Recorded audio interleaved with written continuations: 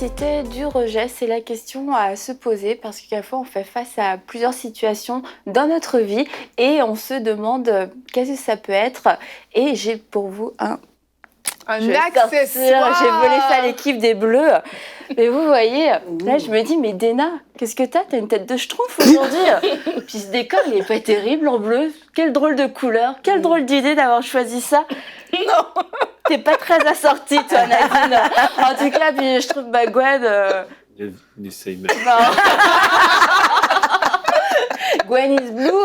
Et là, je me dis, mais il y a un problème, c'est pas terrible, c'est un peu fade, tout le monde est un peu bizarre. Et j'ai l'impression que c'est vous tous le problème, c'est ce décor, ce problème. Mais non. C'est spécial. Wow. Ce sont mes lunettes. Et vraiment, le rejet nous donne une perception qui est totalement changée et transformée. Et on a l'impression tout le temps que le problème vient de l'extérieur, que les autres font quelque chose, les circonstances sont contre nous. Et tout le temps, on est en train de blâmer tout ce monde extérieur, toutes ces circonstances. Et finalement, on attend une solution du problème. Si le problème change, c'est bon, la solution arrive. Si les gens changent, ça veut dire que je vais avoir ma solution, que ma vie va être différente. Enfin, Déna va pouvoir arrêter de ressembler à un schtroumpf. Yeah. Fais quelque chose, change ton maquillage, change ton alimentation, je sais pas, change de pays, mais fais quelque chose. Parce que moi, ça me dérange que tu aies l'air d'un schtroumpf. Merci, Déna. Et pourtant, Déna, non, j'enlève mes lunettes et je vois que non, Déna n'a aucun problème. Déna a un très très beau teint, au contraire. Et je me dis, finalement, est-ce que le problème ne viendrait pas de quelque chose en moi? Est-ce que finalement ce serait pas mon âme qui serait malade? Est-ce que finalement ce serait pas moi qui aurais une mauvaise perception et que cette mauvaise perception trouve sa source dans le rejet? Et j'aimerais vous dire qu'on est tous candidats pour vivre le rejet à un moment ou un autre, mais on peut, pour certaines personnes, ça va être juste une situation de rejet, et pour d'autres personnes, à cause peut-être de l'âge auquel c'est arrivé, de la profondeur de la blessure, le rejet peut devenir, ce n'est plus seulement une situation, mais ça devient une identité.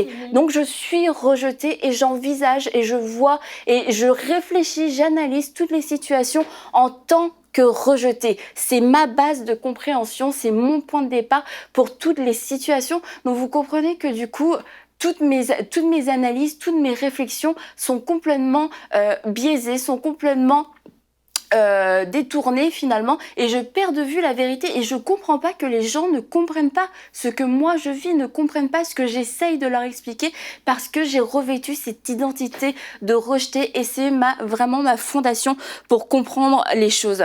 Mais j'aimerais vous dire qu'on ne peut pas être à la fois être victime et victorieux. Si vraiment nous voulons sortir de cet état, si vraiment nous voulons que notre vie change, arrêter de nous sentir tout le temps rejetés, de nous sentir mal aimés, de nous sentir le dernier, de nous sentir incompris, je peux décider que les autres, en effet, sont le problème. À eux de changer, et quand la terre entière aura changé, j'aurai ma solution, je pourrai être heureux, je pourrai sentir l'amour, ou alors je peux décider de dire non, je refuse de continuer d'être une victime, je refuse de croire que la solution se trouve chez les autres personnes, et j'aimerais vous dire que la solution se trouve en Dieu lui seul, dans son amour inconditionnel, dans son amour qui va venir vous rassasier. Et on va lire ensemble dans Éphésiens 3,17, ce verset que vraiment je trouve extrêmement puissant. Je prie que vous soyez enracinés et fondés dans l'amour pour être capables de comprendre avec tous les saints quelle est la largeur, la longueur, la profondeur, la hauteur de l'amour de Christ, et de connaître cet amour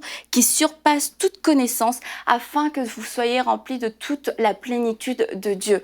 Donc non seulement il y a la découverte de l'amour de Dieu, mais un amour qui surpasse notre connaissance du passé, notre connaissance de nos blessures, notre connaissance qu'on a à travers nos émotions, à travers le rejet, et qui va venir nous remplir. Ça veut dire qu'on va être rassasié, qu'on n'aura plus besoin d'être nourri de la vie d'un tel, de l'amour d'un tel, de l'approbation de mon ami, de la désapprobation de mon ami. Non, je vais être rassasié de l'amour de Dieu qui va venir surpasser toute connaissance, cette connaissance qui est souvent émotionnelle dans ces moments-là, et un amour qui est tellement grand, tellement infini, que vous inquiétez pas, vous n'aurez jamais fini de le découvrir.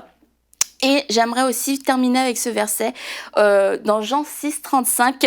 Jésus leur dit, c'est moi qui suis le pain de vie. Celui qui vient à moi n'aura jamais faim et celui qui croit en moi n'aura jamais soif. Et je vous encourage à tout simplement aller auprès de Jésus et à dire, Jésus, tu es mon pain de vie, tu es celui qui me nourrit. Je ne veux plus me nourrir de l'amour des autres, essayer de trouver des solutions chez les autres, des solutions éphémères qui n'apportent que des déceptions. Et vous savez, les gens ne sont pas responsables de ces déceptions parce qu'ils n'ont pas cette capacité de venir nous nourrir. Ils ne sont pas le pain de vie. Seul Jésus est le pain de vie et seul lui va pouvoir venir vous nourrir et aussi vous guérir et vous restaurer par son amour. Retrouvez la suite de ce programme dans l'émission Bonjour chez vous sur ENCI TV.